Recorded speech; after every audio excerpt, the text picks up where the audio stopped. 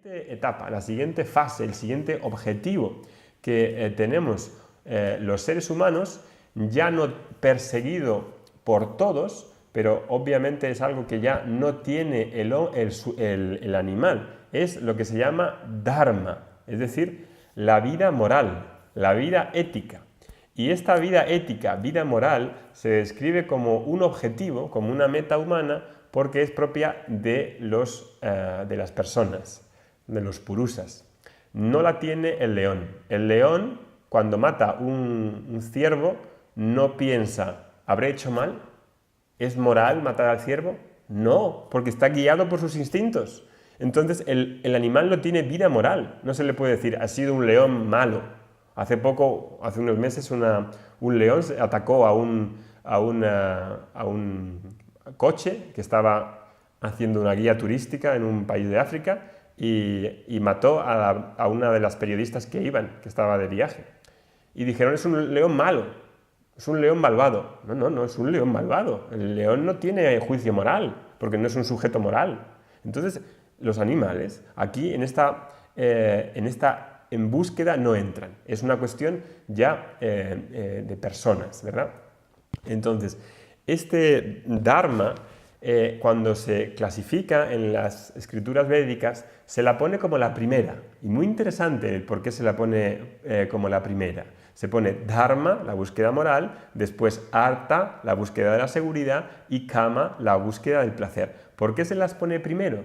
Porque la búsqueda moral de seguridad, de placer, de entretenimiento es legítima, pero ha de respetar unas normas, ha de respetar las normas de convivir con los demás. Es decir, que no puedo buscar seguridad o placer si hiero a otro, si hago daño a otro, si abuso de mi poder, de mi libre albedrío y transgredo las normas de convivencia de los demás, entonces hago un uso inapropiado de mi libre albedrío. Es decir, que irrumpo o rompo la ley moral. Esta ley moral no es una ley que ha hecho el hombre, ¿no? La ley moral es una ley que está dada en la creación. ¿Sí? Está dada en la creación. Está insertada en el software de cada uno. Está insertada en el corazón. Uno no necesita saber que hacer daño al otro, uno no necesita saber que hacer daño al otro está mal. Todo el mundo sabe que a él, que a uno mismo, que a nosotros mismos, no nos gustaría que nos dañasen. No nos gustaría que nos mintiesen.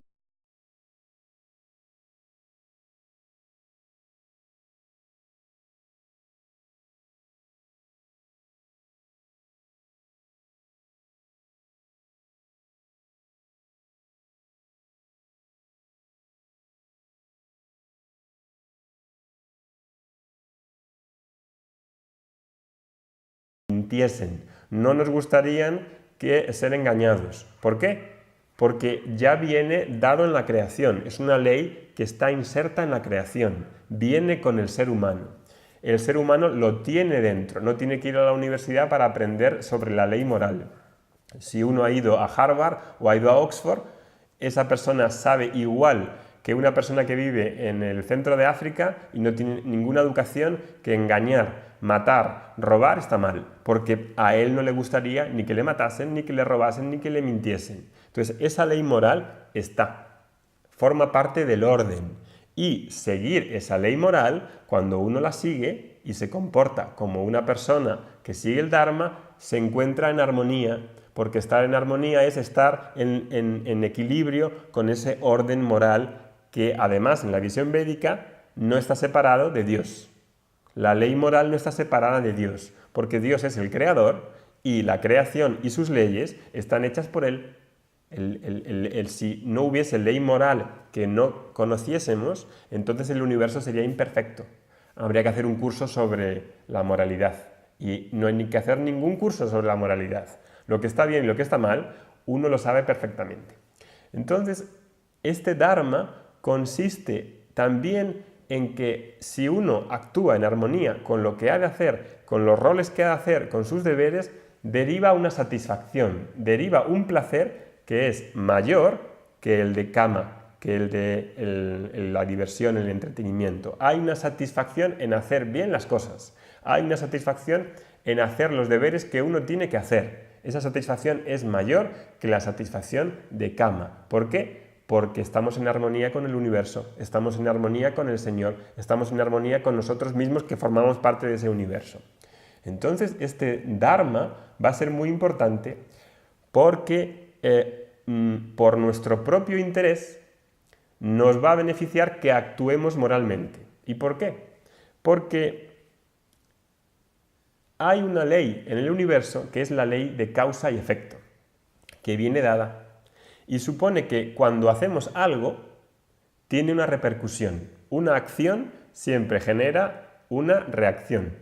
Una causa siempre tiene un efecto. Una acción tiene un efecto. Entonces, cuando actuamos, va a haber siempre un efecto que vamos a recoger ahora o más adelante. Y esto en sánscrito se llama el drishta o adrishta. Drishta significa efecto inmediato y adrishta significa más adelante, futuro. Es decir, invisible, a veces se suele decir. Invisible en el sentido de que nosotros no vemos cuándo se va a producir, pero sabemos que se producirá más adelante. Entonces, cuando actuamos, uno ha de actuar moralmente porque sabe que las acciones que sembramos en el futuro recogerán situaciones agradables o desagradables. Y eso es lo que se llama sukha o dukkha. Sukha, situación agradable, experiencia agradable, y dukkha, situación o experiencia desagradable.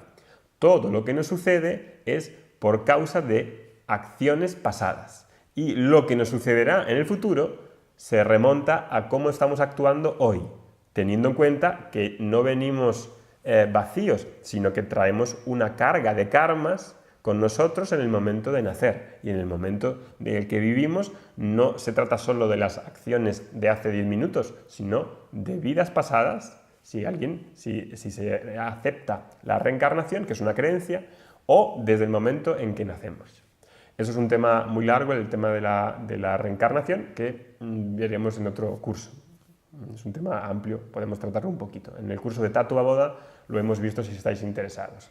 Entonces, este Dharma va a ser la manera de cómo voy a comportarme hacia la sociedad, cómo voy a comportarme hacia el mundo, cómo voy a actuar. Y he de actuar no solo en base a mis conveniencias, sino a lo que es correcto, a lo que es adecuado, a lo que se espera de mí según mis roles. Esta es una parte fundamental porque si obvio esta parte, entonces me regiré, ¿por qué? Por mis caprichos, por mis raga y duesas, por lo que me gusta, sin importar si hago daño al vecino, sin importar si estoy abusando de mi libertad de albedrío para actuar. Esta parte es fundamental y es un gran tema que involucra el Dharma y el yoga. Yoga trata mucho sobre ese tema y trata mucho de aprender a reconocer cuando uno no actúa bien, a examinar sus acciones para no caer en acciones que son adármicas, que son amorales y que crean problemas, crean un desequilibrio en mí y en los demás y en el mundo. Es un tema muy amplio, me tengo que callar para poder continuar con la clase, pero que sepáis que esto sería más o menos lo que es Dharma. Dharma también tiene otro significado. La palabra Dharma es polisémica. Dharma está asociado con otra palabra que se llama punya, que significa méritos. Es decir, las situaciones de méritos que serán ahora o más adelante. Y entonces Dharma va a significar una forma invisible de riqueza, que generalmente traducimos en Occidente como buena fortuna o suerte. En Vedanta y en la tradición védica no creemos en la suerte. No puede existir la suerte. Lo que llamamos suerte hoy es una cosa que no hemos analizado. No hay suerte. Imposible. Un científico no acepta la suerte dentro de su investigación. Un vedantín y un yogi tampoco pueden aceptar la suerte. Entonces, la manera en la que vemos este Dharma es que el Dharma hay una manera de crear esa riqueza invisible.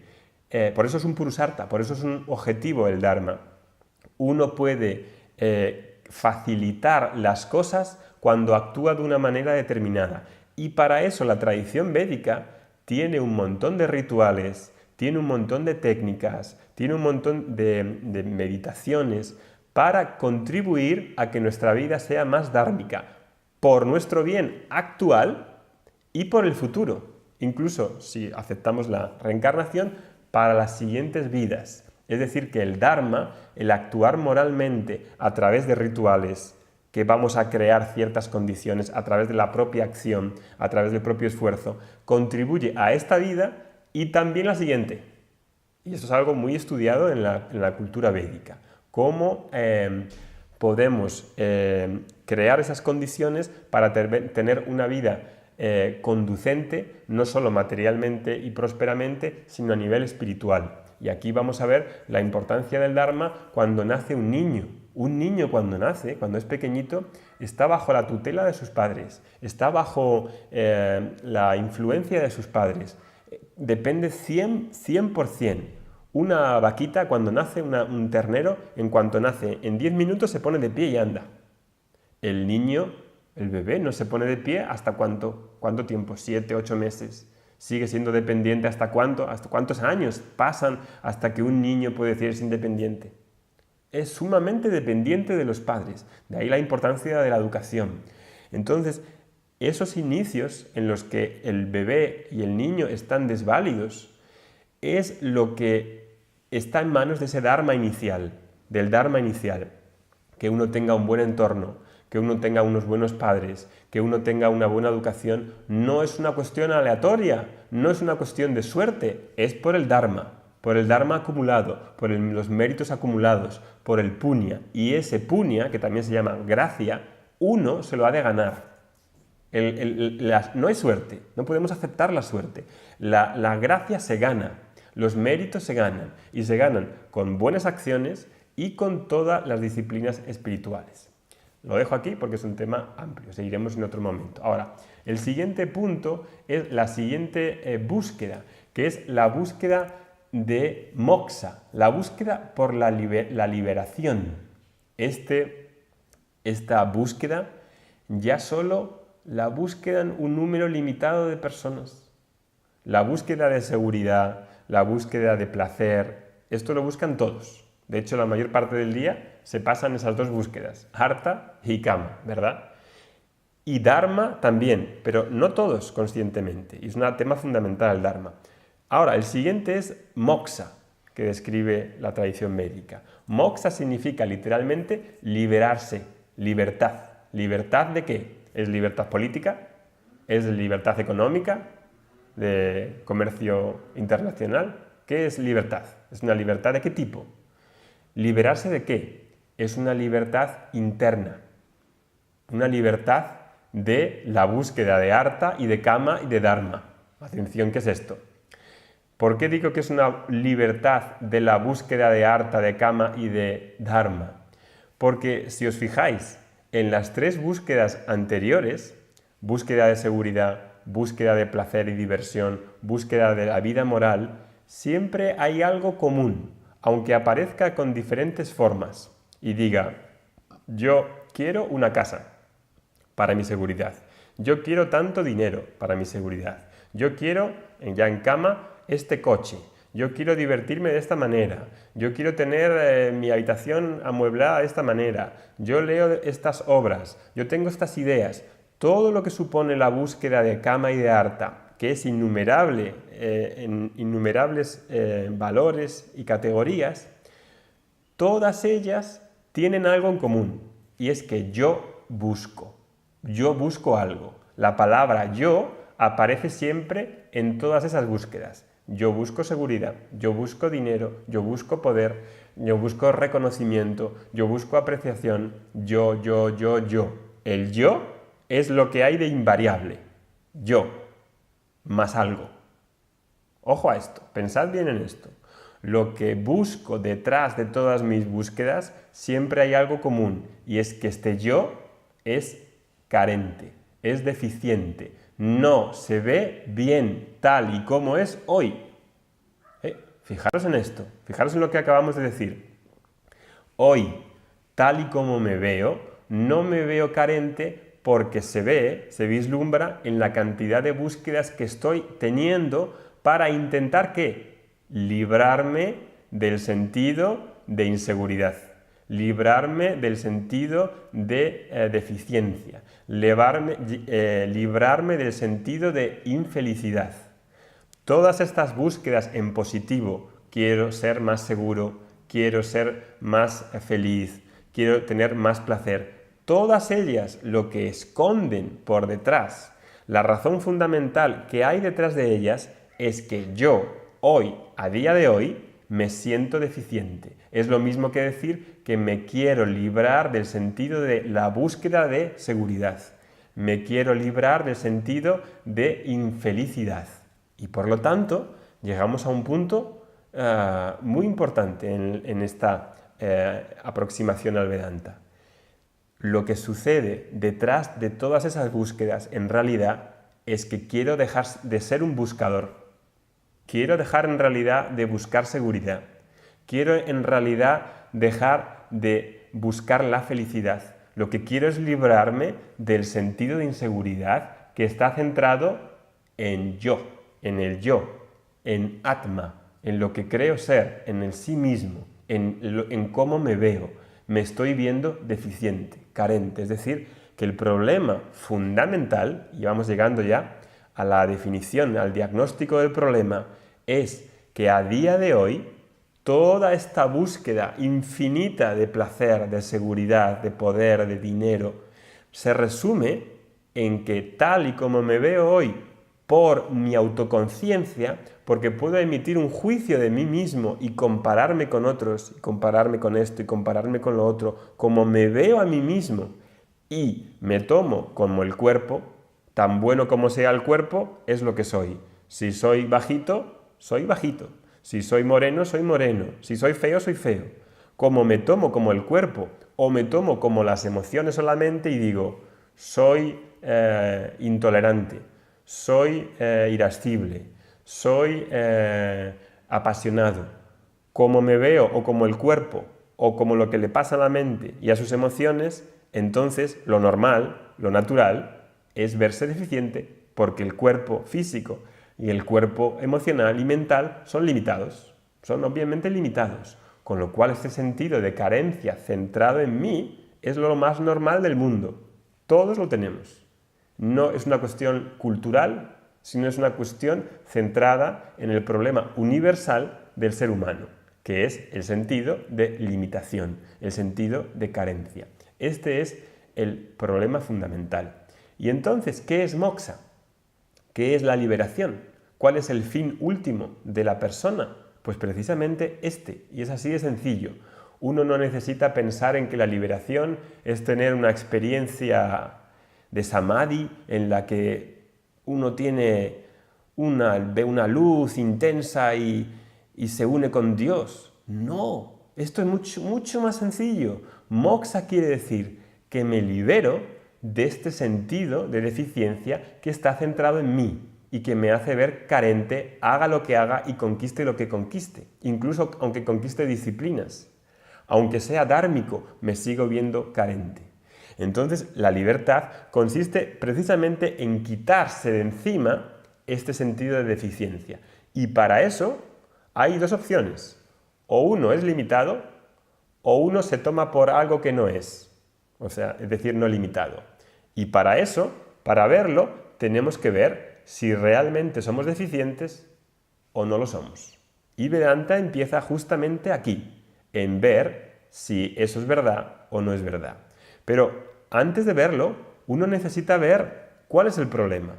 Y el problema es que me veo deficiente. ¿Y cuál es la solución? Rectificar y corregir esa visión que tengo de mí mismo. Claro.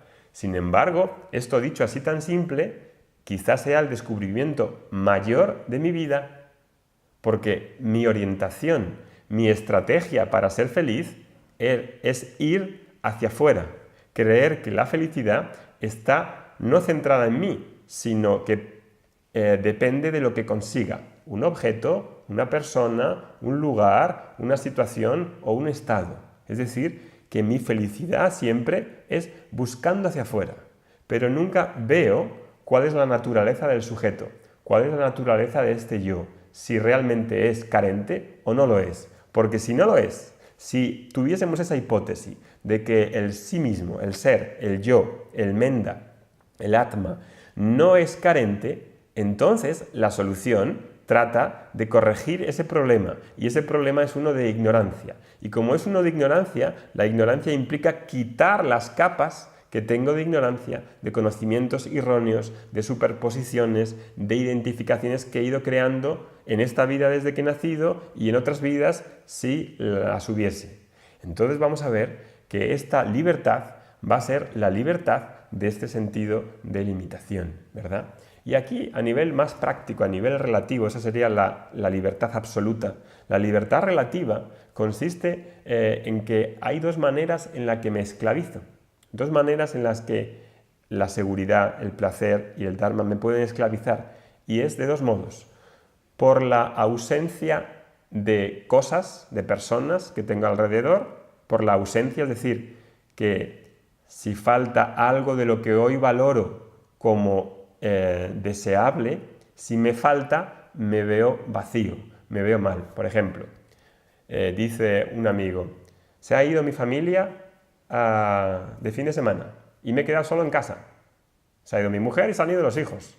Y me dijo, es un americano, me dijo, qué mal me siento, solo en casa.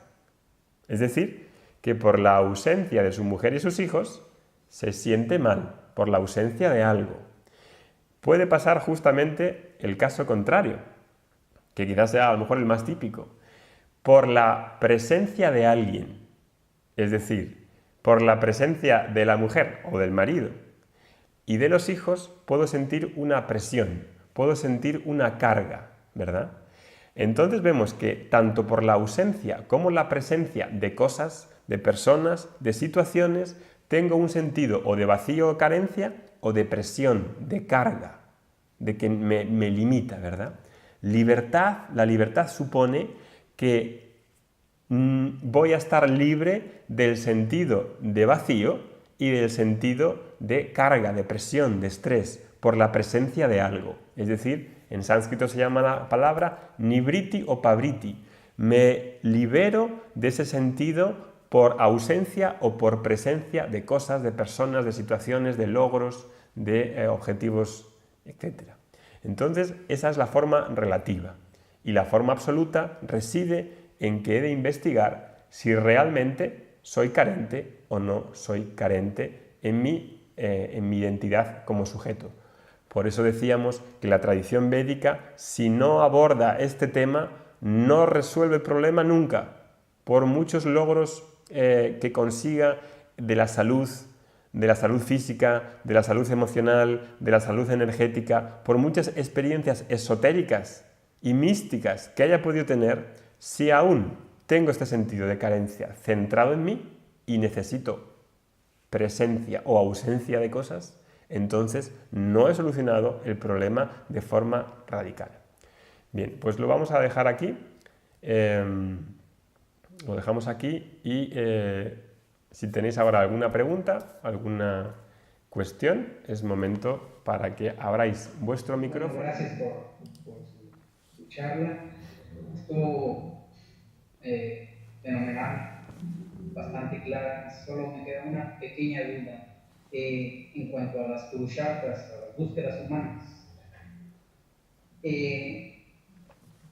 ¿Sería ilícito que uno perciba cualquier tipo de seguridad o placer, siempre y cuando no vaya en contra del Dharma, de lo que se considera correcto o incorrecto? Entonces, ¿puede uno buscar cualquier tipo de seguridad o placer, siempre y cuando no viole uno el Dharma? ¿Sería una manera correcta? En ningún momento en la tradición védica se dice que la búsqueda de seguridad o de placer sea ilegítima. De eso nada. Lo que dice que es poco adecuado es transgredir las normas de conducta y abusar del libre albedrío, aprovechándose de otros, engañando a otros, manipulando a otros, haciendo que consigamos lo que queremos, pero saltándonos las normas de respeto común. Eso es lo que se dice. Pero la búsqueda de seguridad y de placer son perfectamente legítimas. Es decir, que son búsquedas que son normales y que incluso el Veda elabora la forma de desarrollar, de conseguirlas.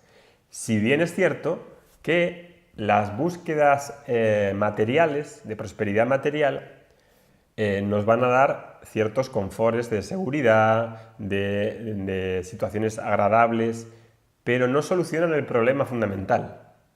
Es decir, que por mucho que uno persiga seguridad y placer, el problema fundamental sigue estando irresuelto. Y por eso uno ha de perseguir la búsqueda de Dharma y la búsqueda de Moksha, junto con las otras. No quiere decir que la persona astosidad, quizás es una buena pregunta, porque hay una idea muy común entre los grupos espirituales que no tienen claro la visión al completo en que la búsqueda de seguridad y de placer han de ser abandonadas y uno solamente se dedica a la búsqueda de moksha. Esto es algo que crea más problemas. Es como si una persona que tiene muchos deseos se le dijese no los puedes tener porque no se pueden tener. Esto crea más problemas porque los deseos no se van porque tú le digas que no los quieres tener.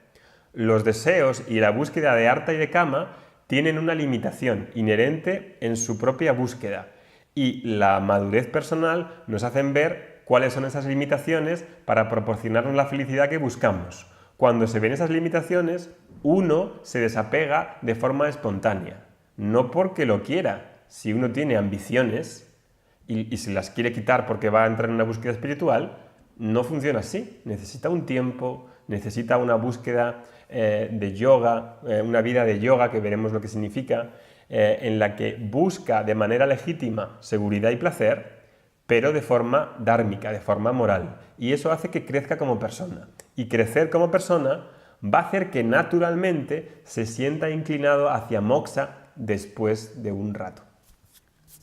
Dice, la suerte en la vida necesita de comportamiento moral.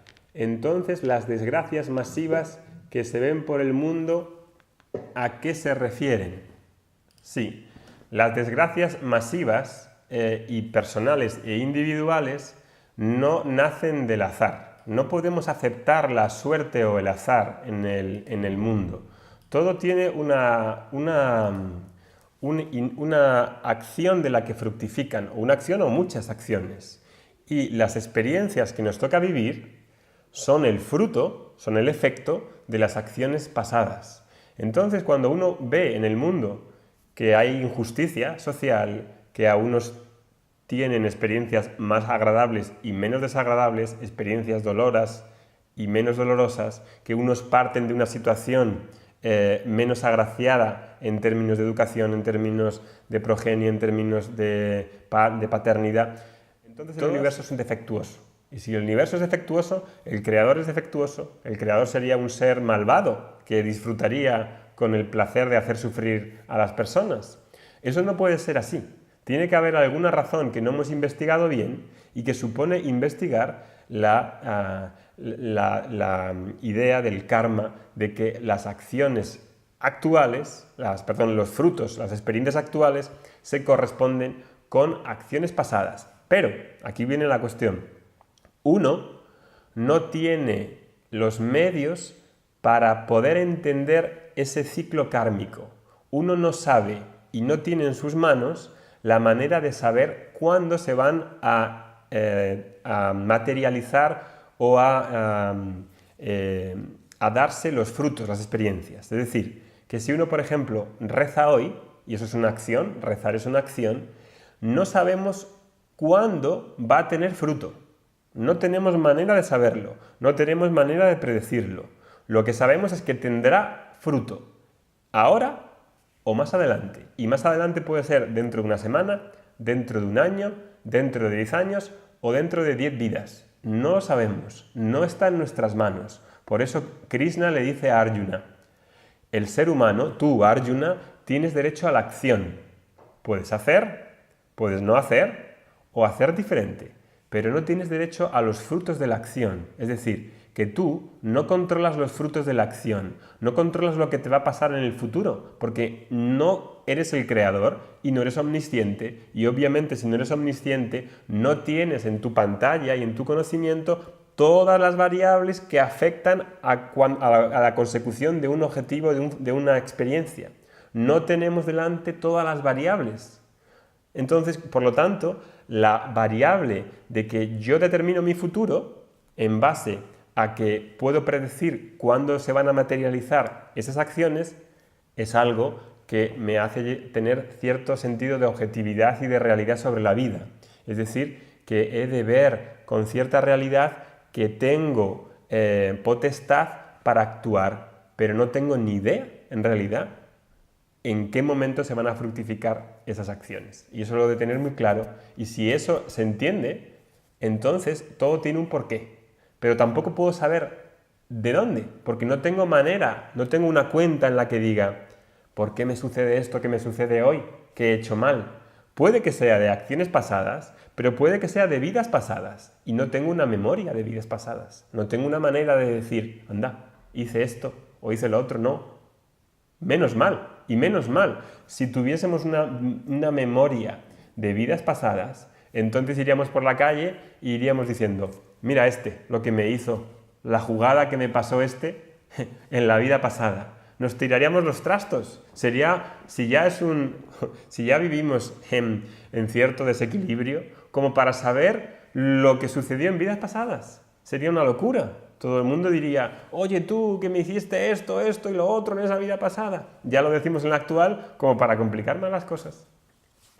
Así que esta es una pregunta que se las trae y es para charla de comer aparte porque involucra tener un conocimiento más de la cosmovisión, más de la reencarnación y de la teoría del karma. Así que tened también un poco de paciencia porque vamos a ir viendo más cuestiones poco a poco.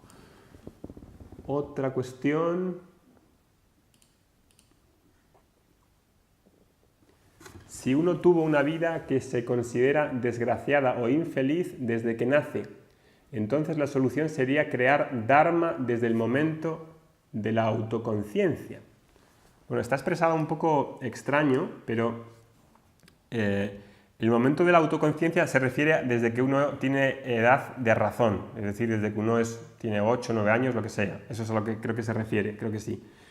Si uno tiene las experiencias que uno tenga en la vida, y aquí nadie puede decir todo lo que me ha pasado en mi vida es bueno, sería mentir, eso no es real.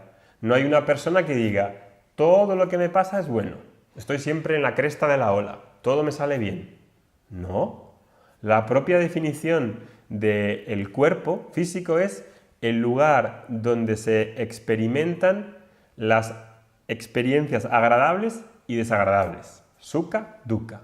Es decir, que la experiencia humana es una experiencia mezclada de situaciones agradables y situaciones desagradables, de desgracias y alegrías. Es una mezcla. Los ángeles, se dice en el cristianismo, que tienen solo experiencias buenas, por su tipo de karmas a desarrollar. El hombre no, tiene una mezcla, ¿verdad? Y entonces, ¿qué es lo que le interesa al hombre? Pues vivir en Dharma, porque sabe que las acciones que planto se recogen mañana. No sé cuándo, pero mañana. O hoy, pero no sé cuándo se van a crear. Lo que sí que sé es que si actúo bien, eso tendrá como consecuencia situaciones agradables. Que uno esté en esta clase preguntando esta cuestión, en una clase de Vedanta que involucra autoconocimiento, tiene que presuponer algún tipo de karma bueno, hecho anteriormente, un interés por esta disciplina. Habrá gente ahora que esté pensando robar, que estén pensando hacer un atentado, que estén pensando en matar. ¿Qué nos diferencia? ¿Por qué hay esas diferencias? Por todo este karma, por todo esto que vamos construyendo, haciendo cada día y por lo que viene de detrás, ¿verdad? Entonces vemos que todo lo que nos sucede no puede ser aleatorio, no podemos aceptar la suerte, sería algo completamente inconsistente. Y sin embargo, debemos de apreciar que lo que sucede tiene un porqué, que no es injusto y que lo que hay detrás es la ley del karma que está gobernada o está creada por el Señor, por Dios. Y por eso tenemos que saber también más de Dios, porque Dios es el dador de los frutos, es el que está detrás de la ley del Dharma. Dharma y Dios no están separados, y hemos de saber más qué significa esto de Dios. Y esto le dedicaremos por lo menos una clase, aunque obviamente se nos quedará corto. Aquí dice Alan, las experiencias en sí mismas no son buenas ni malas. Les da uno ese valor por interpretación. No, las experiencias no le dan ninguno un valor. Es decir, quedarse sin comer y pasar hambre es una experiencia desagradable. A uno no le gusta. O sea, hay experiencias objetivamente desagradables. Que se le muera a alguien un hijo es desagradable. Se mire por donde se mire. Uno no puede decir, se me ha muerto un hijo, estoy bien. No, eso es una mentira, como la copa de un pino.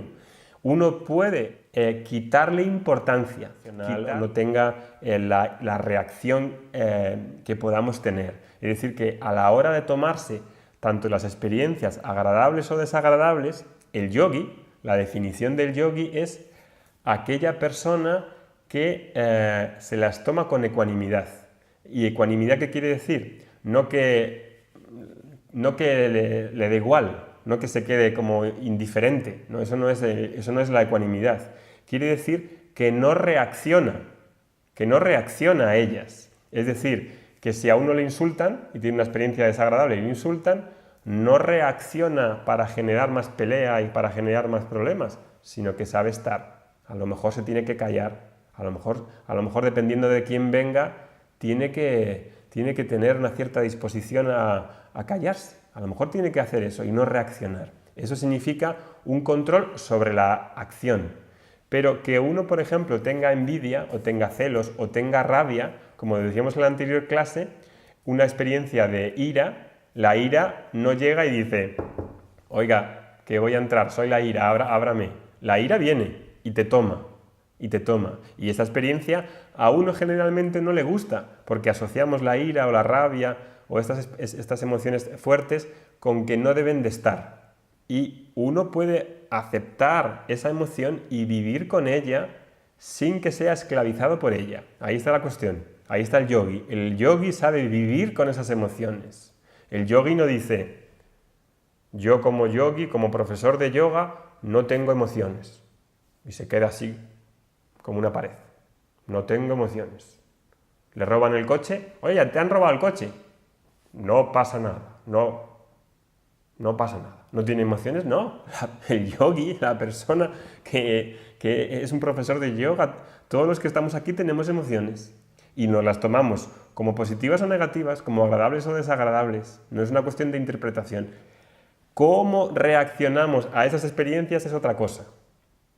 Y ahí está quién es un yogi de quién no es un yogi. Cómo vamos a vivir esa emoción y cómo vamos a hacer procesarla y cómo vamos a relacionarnos con los demás y con el mundo. Y ahí es lo que ya hablamos el otro día del crecimiento emocional. Ese crecimiento emocional va a ser fundamental porque si uno tiene ansiedad, si tiene miedos, si tiene todas estas emociones no procesadas, es imposible que estudie Vedanta. Es imposible. ¿Cómo se va a sentar con todo ese barullo, con todas estas ansiedades, con todos esos problemas, para poder decir y escuchar algo sobre sí mismo? Va a estar preocupado, va a estar nervioso, no va a tener paz, no va a poder estar atento intelectualmente a lo que se diga, se moverá, le dolerá la espalda. Entonces, esta madurez emocional va a ser fundamental y requiere crecimiento personal.